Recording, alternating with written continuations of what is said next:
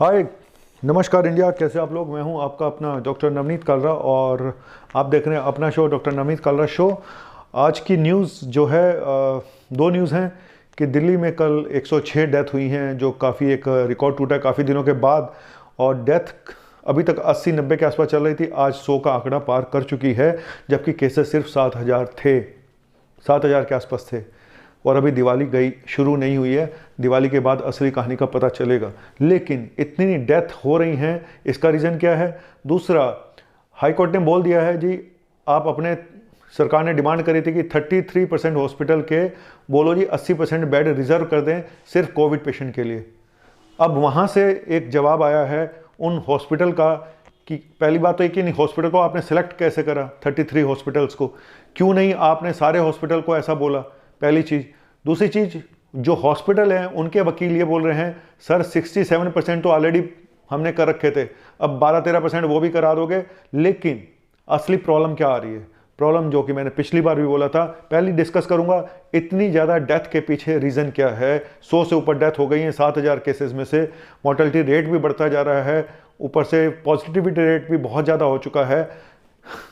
देखो, मैं सच बात बताऊं कि कल कम से कम मुझे 7-8 पेशेंट को वापस लौटाना पड़ा, बेड नहीं थे, मैं हेल्पलेस था, मैं क्या करूं? जितना मैं फ़ोन पे और ओपी जो उनको घर पे मैनेज कर सकता था करा।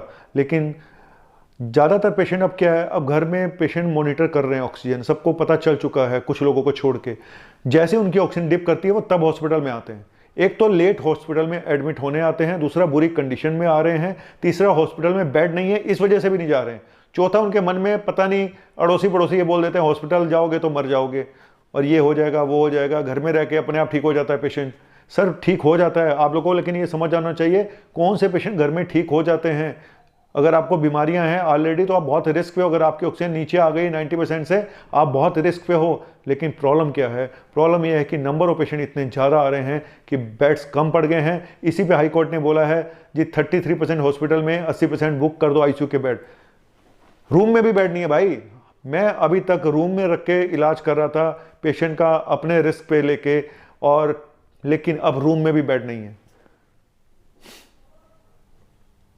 और पेशेंट्स की समझ में भी नहीं आ रहा है। कुछ पेशेंट्स को तो आप कुछ कितना भी समझा दो उन लोगों की समझ में नहीं आ रहा है। अभी सदर बाजार, चांदनी चौक, इनकी भीड़ की जो फोटोग्राफ्स आ रहे हैं, जो पेपर में आ रहे हैं या ऑनलाइन आ रहे हैं, देख के दिल घबरा जाता है।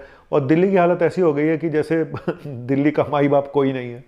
बाप ने जैसे दूसरी शादी कर ली हो और माँ जो है ना वो पूछती है उस बच्चे को और ना उसका बाप पूछता है, दोनों आपस में मस्त हैं बस।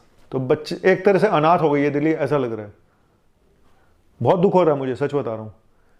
और पता नहीं कोई ऐसा दिन ना आ जाए, क्योंकि अभी अगर 7,000-8,000 केसेस पे बेड की इतनी प्रॉब्लम हो रही है, तो जब ये केसेस 10,000 क्रॉस करेंगे तब क्या होगा मुझे नहीं पता। मैं सच बता रहा हूँ, मुझे नहीं पता। मैं सिर्फ प्रे कर सकता हूँ। लेकिन आप लोगों से बोलूँगा सर, अपना ऑक्सीजन रेगुलर चेक कराते रहें। लोग घर में एक को हो जाता है तो बाकी लोग टेस्ट ही नहीं करा रहे हैं, सब खुलेआम घूम रहे हैं। बिल्कुल एक पोस्टर चिपकता था, अब वो नहीं चिपका रहे हैं तो लोग उसका फ़ायदा उठा रहे हैं, टेस्ट ही नहीं करा रहे हैं। हमने कार्ड दे दिए जी, हमने ये दे दिया, हमने वो दे दिया, अपने आप ट्रीटमेंट, सेल्फ ट्रीटमेंट कर रहे हैं घर पे लोग, डॉक्टर से भी नहीं पूछ रहे हैं, अपने आप सब करके उसके बाद जब ऐसी तैसी हो जाती है तब भी एडमिट नहीं होने का नाम ले रहे हैं। और जब आते हैं ऑक्सीजन इतनी लो पे आ रहे हैं कि आईसीयू की जरूरत पड़ती है, आईसीयू में वेंटिलेटर की जरूरत पड़ती है, बाईपैप की, ऑक्सीजन की, आईसीयू में बेड नहीं है। मैं आईसीयू को तो छोड़ो, हॉस्पिटलों के रूम में बेड नहीं है, कहां पे रख के इलाज करें मुझे समझ नहीं आ रहा। मुझे तो मैंने पहले भी बोला था इसका इलाज सिर्फ लॉकडाउन है, सिर्फ लॉकडाउन, सिर्फ लॉकडाउन। भले ही आप सेलेक्टिव लॉकडाउन कर दो, वीकेंड लॉकडाउन कर दो, किसी तरह का कुछ तो करो सर। पता नहीं यार, मैं तो डॉक्टर हूं, मेरे बस का कुछ नहीं है, मैं तो इलाज कर सकता हूं। क्योंकि आप कह रहे हैं कि बेड अवेलेबल हो जाएंगे, नंबर ऑफ पेशेंट इतने ज़्यादा हैं, इंफ्रास्ट्रक्चर बिल्कुल टूट चुका है। आप बेड्स तो बढ़ा दोगे, स्टाफ ही नहीं है सर। एक आदमी 12-12 घंटे की ड्यूटी कर रहा है, स्टाफ नर्स 24-24 घंटे की ड्यूटी कर रहे हैं, उनमें से भी उनको भी इन्फेक्शन हो चुका है। आप सोचिए, इंफ्रास्ट्रक्चर कोलैप्स करने के बिल्कुल कगार पे खड़ा है, कब क्या हो जाए हमें नहीं पता। बेड्स, खाली बेड्स बढ़ा देने से भी कैसे काम चलेगा? आपको स्टाफ चाहिए, आपको बहुत सारी चीज़ें चाहिए। मैं खुद थक चुका हूं, मैं तो सिर्फ प्रे कर रहा हूं भाई जल्दी जाइए वायरस। लेकिन जो पिक्चर आ रही हैं, जो बाहर से बहुत ख़राब हैं, जितनी भीड़ जमा है सड़कों के ऊपर, लोगों को भी समझ में नहीं आ रहा है। जो सदर बाज़ार, चांदनी चौक में इस तरह की भीड़ है जिनको कोई डर नहीं है किसी भी चीज़ का। तो ठीक है भाई, आप भुगतोगे, दिल्ली भुगतेगी। दिल्ली तो अनाथ हो चुकी है, मुझे ऐसा लगता है। दिल्ली का अब कोई माँ बाप बचा नहीं है। ये अनाथ दिल्ली का रास्ता किस ओर जा रहा है। आप कह रहे हैं बेड बढ़ा देंगे, कल को मरने वाले बढ़ गए तो आप कहोगे जी शमशान घाट में भी हम अस्थियाँ ज़्यादा चलवा देंगे, वहाँ पे भी जल्दी काम हो जाएगा, चिंता ना करो जी। ठीक है जी। Prevention is better than cure. ये बात कोई क्यों नहीं समझ में आ रही कि हम उन लोगों को बीमार होने से पहले ही क्यों ना रोक दें।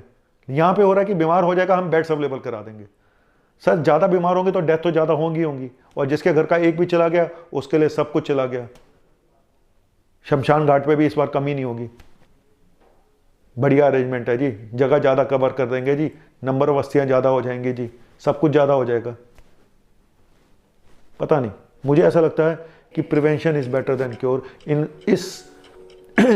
ये सिचुएशन एक्स्ट्रा ऑर्डिनरी है दिल्ली की, ये नॉर्मल हालात नहीं है। मैं डरा नहीं रहा हूँ, लेकिन वार्निंग दे रहा हूँ सभी को कि घर से बाहर ना निकलें, ना निकलें, ना निकलें। ये दिवाली सच में आपके लिए बहुत बड़ा महाकाल बन सकती है। ये दिवाली आपका दिवाला निकाल सकती है। मैं आप लोगों को वार्निंग दे रहा हूँ। सरकार के जिम्मे है ये सारा लॉकडाउन करना है नहीं करना, लेकिन आपकी अपनी एक, अगर आप खुद चाहते हो आपके माँ बाप इस साल दिवाली मना पाएँ, अगले साल भी मना पाएँ, आपके भाई बंधु मना पाएँ, तो घरों में रहो, मत निकलो बाहर। किस लिए निकल रहे हो बाहर, मुझे समझ में नहीं आ रहा।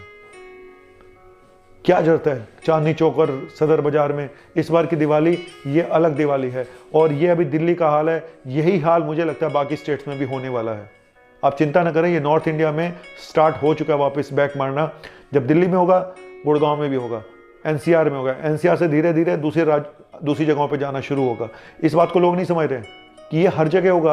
अगर आप ये दिवाली में रिश्तेदार मिल रहे हैं, बाहर निकल रहे हो दिवाली के लिए, अभी दिवाली जाएगी, गुरपुरब आएगी, छठ पूजा आएगी, फिर क्रिसमस आएगा, फिर नया साल आएगा, तो इसी तरह से रहेगा भाई। बस मैं सिर्फ प्रे कर सकता हूँ आप लोगों के लिए, और फिर रिक्वेस्ट करूँगा दिल्ली के सीएम से, अपने पीएम से, कि भाई दिल्ली आप दोनों की है, दिल्ली हम सब की है, और दिल्ली की आत्मा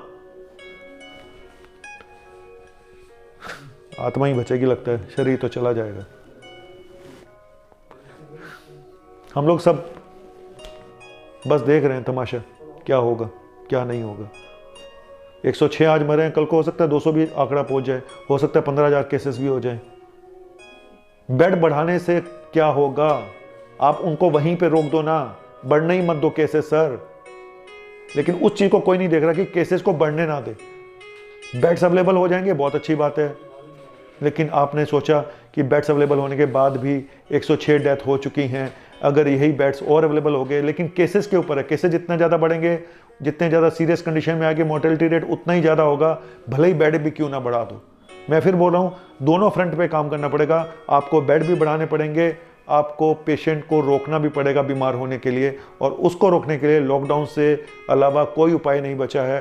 कोई भी ये बात बता दे कि कोई उपाय है या नहीं है। एक फ्रंट पे काम करने से कुछ नहीं होगा, नहीं तो उसके बाद यही होगा जैसे पहले हुआ था, वीडियो बनते थे, सड़कों पे लोग मरने शुरू हो जाएंगे, और वहीं पे ही उनकी डेड बॉडी, पहले भी डेड बॉडी रखी हुई थी बाहर क्योंकि वहाँ जगह नहीं थी शमशान घाट में, अब फिर वही तांडव शुरू हो जाएगा। आप मेरी बात नोट कर लेना, थोड़े दिनों में दिख जाएगा आपको। Thank you very much. आपका अपना डॉक्टर नवनीत कालरा। क्या करूँ मैं, मेरे पास तो कोई इलाज है नहीं। बाय।